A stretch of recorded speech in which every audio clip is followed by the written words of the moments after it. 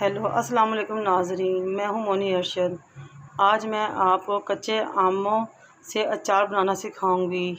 ये मैंने 1 किलो कच्चे आम लिए हैं और इनको अच्छी तरह धो लिया है। पहले मरहले में इसमें सिर्फ 2 चीज़ें इस्तेमाल लूँगी, 1.5 टीस्पून नमक एंड 1.5 टीस्पून हल्दी।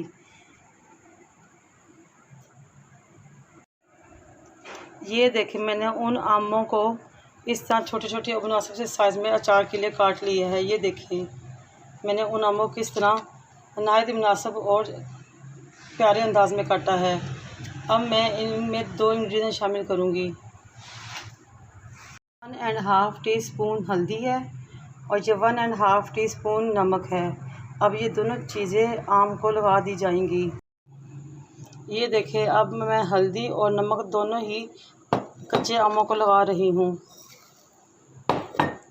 और इसके बाद इनको अच्छी तरह हिला लेना है और ये ताकि आमों पर नमक और हल्दी तमाम अच्छी तरह लग जाए। ये देखें, आमों के ऊपर हल्दी और नमक अच्छे तरीके से लग चुका है। आपने इस बात का ख्याल रखना है कि इन आमों को जब भी काटें तो किसी प्लास्टिक के बाउल में डालें, किसी बड़े टब में या उसके आमों के लिहाज से किसी भी प्लास्टिक के बर्तन में डालें। अब इन आमों को जिन पे हल्दी और नमक लग चुका है, आपने इनको पूरे 24 घंटे के लिए रखना है। इनको आपने ना हिलाना है ना कुछ करना है, बस उसको कवर करके आपने एक तरफ 24 घंटे के लिए रखना है।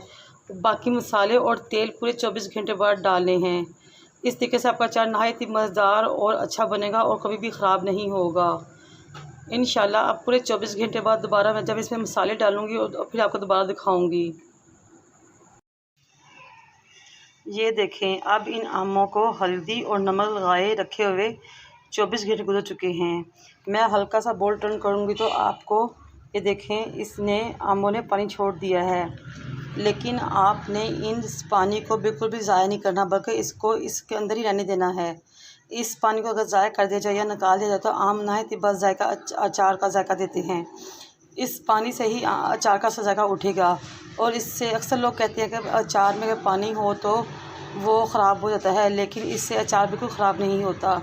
आप मेरे बनाए हुए तरीके से अचार डालेंगे तो नहायत ही मज़ेदार और खट्टा और बहुत ही ज़बरदस्त अचार तैयार होगा। अब हम इसके अगले प्रोसीजर की तरफ चलते हैं।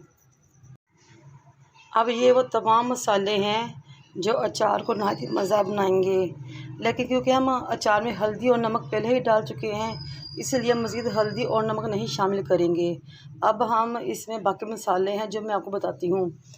सौंफ 1 टीस्पून, मेथरे 1.5 टीस्पून, ज़ीरा 1 टीस्पून, सुरख मिर्च 1.5 टीस्पून, साबुत खुशक धनिया 1 टीस्पून, कलौंजी 1.5 टीस्पून। देखिए, 2 टुकड़े दालचीनी के, 3 से 4 लौंग और 1 बड़ी इलायची। ये तमाम मसाले 1 किलो आम के अचार के लिए बेहतरीन और मुनासिब रहेंगे और ये है तकरीबन आधा किलो से ज़्यादा तेल। अब मैं अचार में तमाम मसाले डाल लूँगी। ये हैं मेथरे, सौंफ, ज़ीरा, साबुत गरम मसाला, कलौंजी, साबुत खुशक धनिया और ये है लाल सुरख मिर्च पिसी हुई। अब हम इन तमाम मसालों को मिक्स कर लेते हैं। ये देखें, चम्मच से इन तमाम अच्छी तरह मसालों को यकजा कर लें।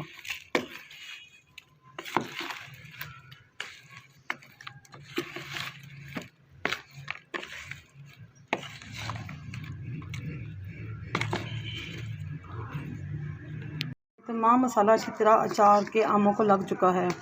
अब हम इन फंकों को जार में भरेंगे और उसके ऊपर से सरसों का तेल डाल देंगे। ये देखें, मैंने तमाम आमों को अब एक मर्तबा में भर लिया है। ये देखें, अब ये सरसों का तेल है जो मैं इसमें ऊपर से डाल रही हूँ।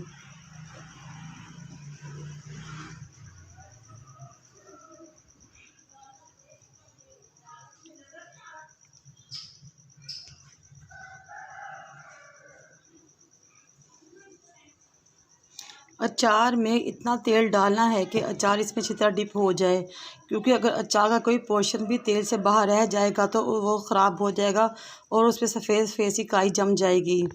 इसलिए अचार को तेल के अंदर बिल्कुल सही भिगा होगा। अगर अचार तेल के अंदर सही तरह से भिगा होगा तो कभी भी ख़राब नहीं होगा। ये देखें नाज़रीन, नहायत मज़ेदार और खारेदार अचार तैयार है। ये 3 से 4 दिन के अंदर मुकम्मल खाने के काबिल हो जाएगा। लेकिन आपने इस बात का ख़ास ख्याल रखना है कि दिन में 2 मरतबा सुबह शाम आपने इसको हिलाना है, ताकि ये तमाम मसाला अच्छी तरह बच जाए और बहुत मज़ेदार बन जाए।